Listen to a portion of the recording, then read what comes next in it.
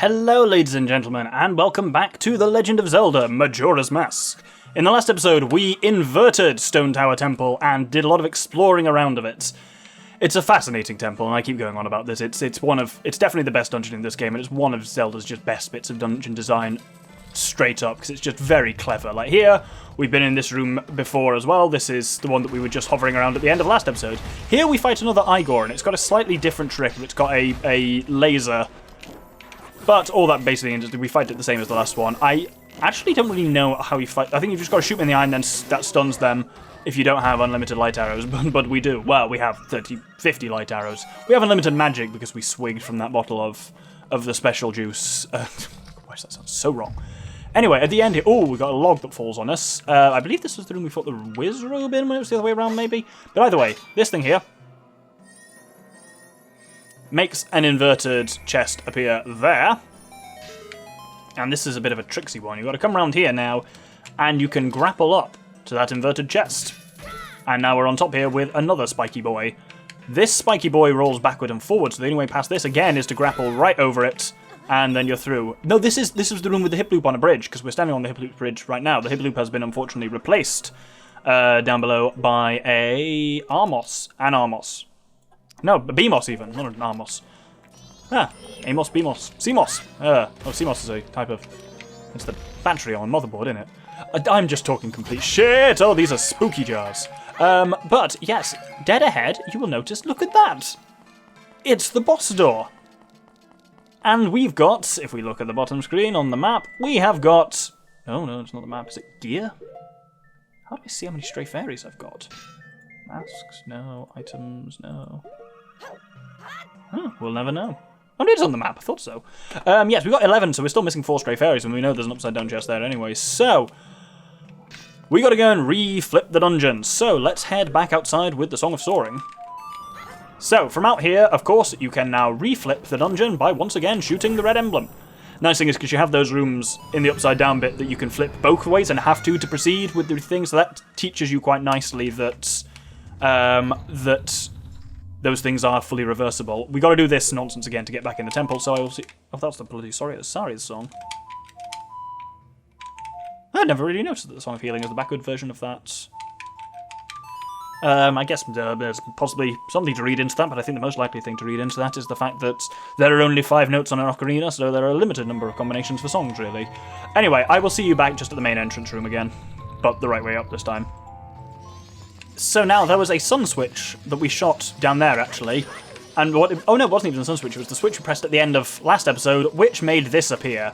We grappled onto this, but now we can actually use this, if I didn't have a bloody slippery shoes. There we go. And we can get ourselves Fairy 12. Wonderful. Now, time to head back to the room with the water in it. The first room with the water in, not the big water room. The little water room. So, here in this water room, what we need to do is now we have got the light arrows, we can take that brick out straight away. And you remember last time I was here, I made a chest appear from the other side of the room. Now we can finally come through and get that chest containing... There you go, a 13th stray fairy. Next, I'm not even actually going to bother cutting because it's just right down here. We need to go to that big hefty water room, because remember when the temple is inverted, this big water room here becomes that room with all the fans and vents in it, and we activated a switch. Which made a chest appear right here. So there's switches underneath us here, but obviously you can't use light arrows underwater because you have to be Zora Link. But now we've activated the switch when the temple's inverted, and now we've... Well, I was going to say reverted it, but technically the opposite of invert would be vert, as in invertebrate vertebrate. We've verted the temple, that's so wrong. We get our 14th stray fairy, so we're nearly there. Now we just need to get back round to the bridge with the hip loop on it, which is, confusingly, actually, the room with the boss key in it, boss door in it, but you can only use that door when the temple's been inverted again. There we go. Now here, this final chest we just made appear because we grappled up to it at the end here, and so it's as simple as grab it here, and there is your final stray fairy. And unfortunately, the boss door is just out of reach here. I think is that it up there? I can't remember. Either way, it's easy enough to get back here when the temple is inverted again, so... Well, let's see if I can be asked to do some fancy special effects for this room. Flipping upside down! Oh, and look at that, we're back. It'll really depend on a lot of on how much time I have when I edit this, whether I want to do anything posh for that scene or not.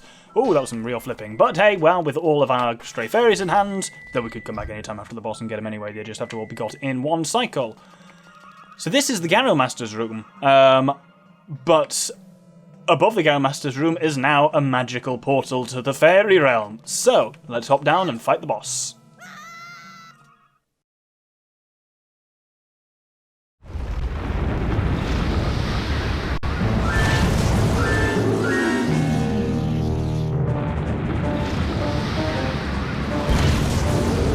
Giant masked insects, twin mold. Note I said insects, it's called insect, but there's clearly two of them.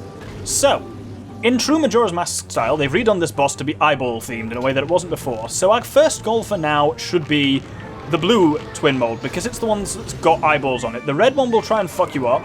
Just keep shooting the 3 eyeballs out on the gold one, and you'll be fine for now.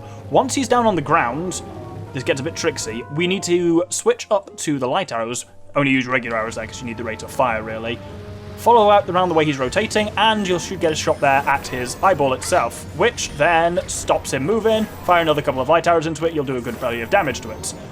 Now, confusingly, gotta switch back to regular arrows again. Like, this is only for a rate of fire thing, because you just can't fire a magic arrow as fast as you can fire a regular arrow, no matter how hard you try.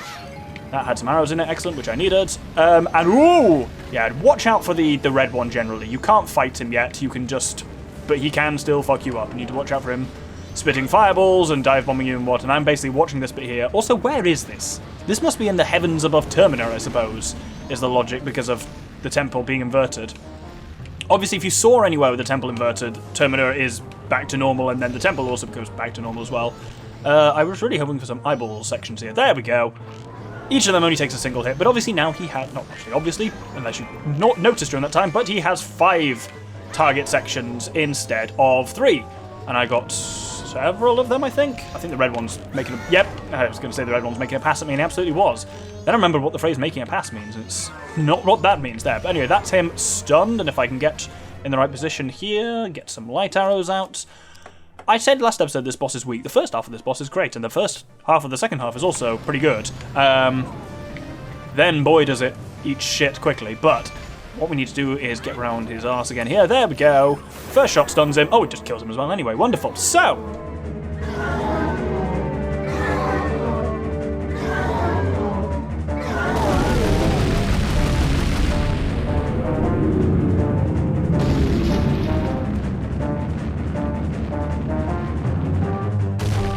now, something very odd happens here.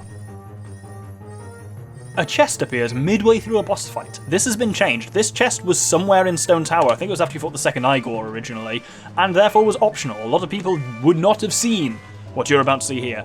They've now forced it to be in this part of the temple, of the boss, which means you have to get it. So...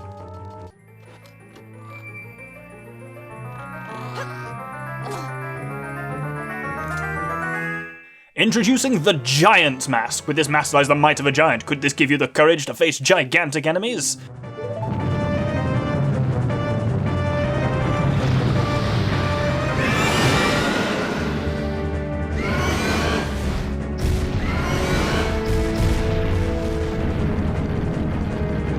So, the Giant's Mask only works in this one room in the entire world. I've lied technically when I said that Ikana doesn't have a transformation mask. It does, it's just weird. Go for it.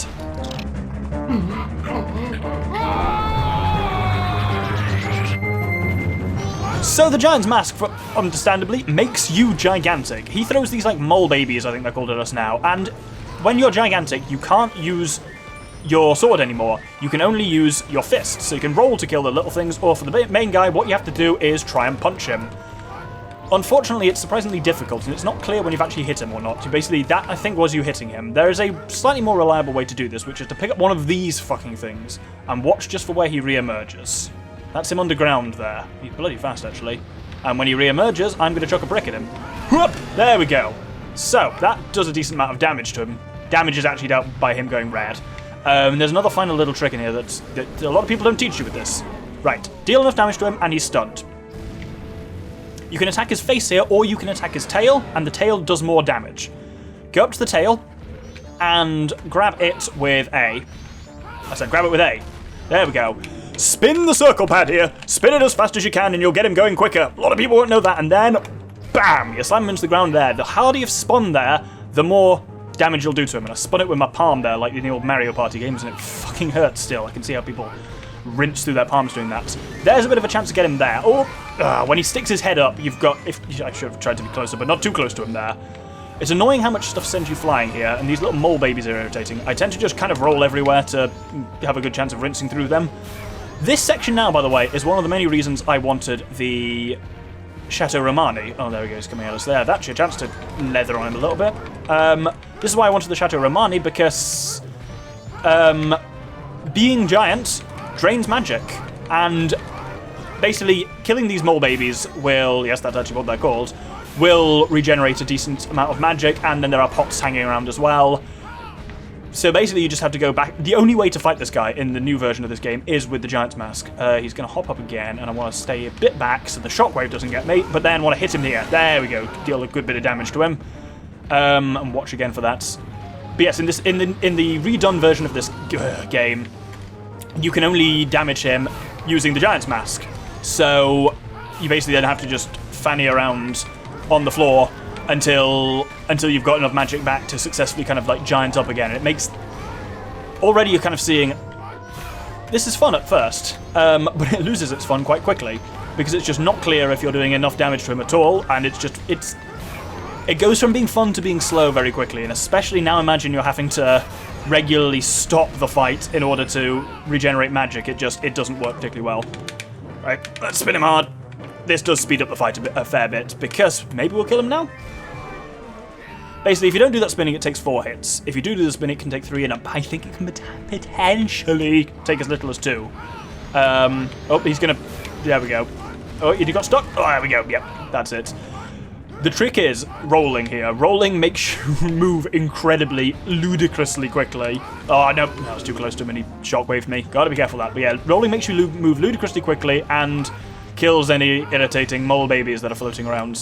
And you can't be hit while you're rolling, so it's a good chance to actually leather into him a fair bit. And yeah, for a good, like, twin mold is a fun concept, and like the first part of it's quite cool because you find these massive things, and I like how now you have to like you have to use a different tactic to fight the second one as the first one. You can't just shoot it as well. It does mix it up a little bit, but just they did not get the scaling quite right on this second part. There we go, and whoop! They didn't get the scaling quite right, and as such, this it just takes too long. Though I'd say actually this is more enjoyable than I remember it being. Compared to Gyurk, it was more problematic. This one has aged slightly better, and the redone version is decent enough, I'd say. Though he says having not finished yet, and don't know how close I am to finishing, so perhaps I'll revise that by the time I've actually successfully got him down again. But if you're having troubles, yeah, remember that spinning thing is useful, and rolling is useful as well.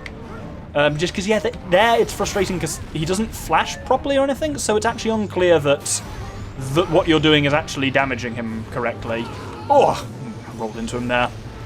Because it's only when he's coming out of the ground there that he turns red, and I honestly initially thought that means that's the only time you could damage him. Worth knowing as well, in the original Majora's Mask, when you were the giant, you also just could use your sword normally and just run around and just had to wail on them that way. It's kind of fun that they've added in the melee combat stuff, but it also means we don't have the nice advantage of the big fancy gilded sword, unfortunately. Oh, there we go. Done enough damage, so that should be him sunk down. And one final time, grab his tail, and let's do him in. Spinny, spinny, spinny. That's a nice fast one. And wallop! Ugh.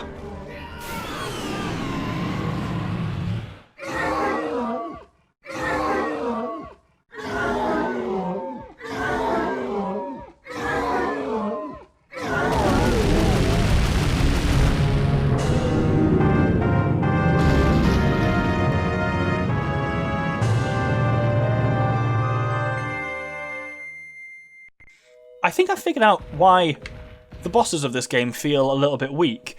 It's because none of them use the dungeon item. They use the transformation masks more than they use the dungeon items. And obviously, it kind of doesn't have a transformation mask as such, so they have to give you one, the Giant's Mask, which feels particularly odd. But that was actually, I'll admit, that was more fun than I remember it being.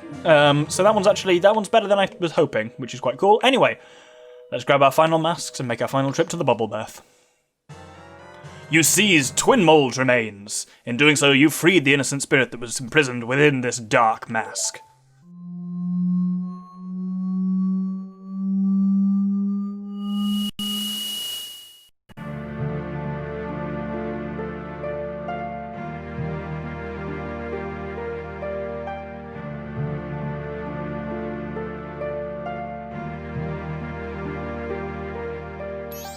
Well, we've helped all of you. That's all we can do. Call us. That's what they're saying. Without being told, we understand. So now you'll help us out in exchange. We'll call you from atop the clock tower so you do something about him, alright? What? Their voices sound sad. You don't want to?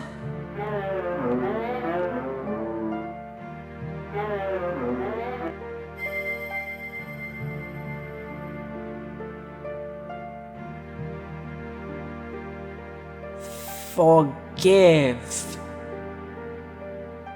your friend. Forgive our friend? What do you mean by forgive, huh? What friend?